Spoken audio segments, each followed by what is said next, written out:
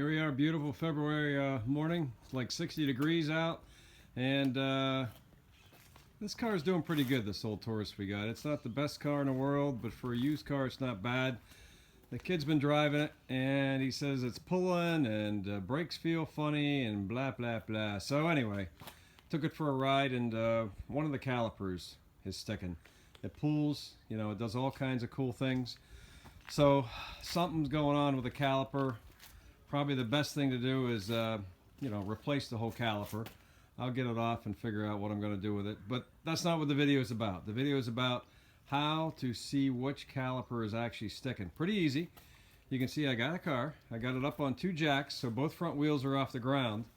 So I'm going to get my wonderful assistant to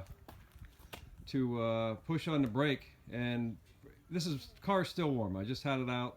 It's still pretty warm. I recommend you doing this sticky caliper check when it's warm. But when you hit the brake and she leaves off the brake, I'll turn both wheels.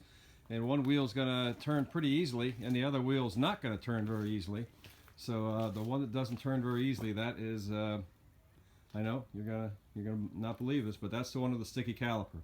So that's the one I'm going to work on first and take it apart and see what's going on there. So let me get my assistant, and we'll get after it. Hit the brakes once. Leave out. Now that one turns pretty easy. She just hit the brakes and it's turning. Either way. Let's go to the other side.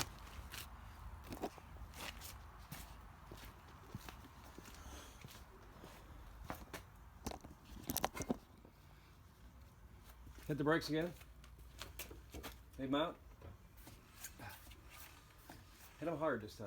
Push hard. Leave it out. Okay, there you go. You did the brake off, right? Yeah. Okay, that thing is tight. So, after a while, it'll cool down. It'll move. But that side is definitely sticking.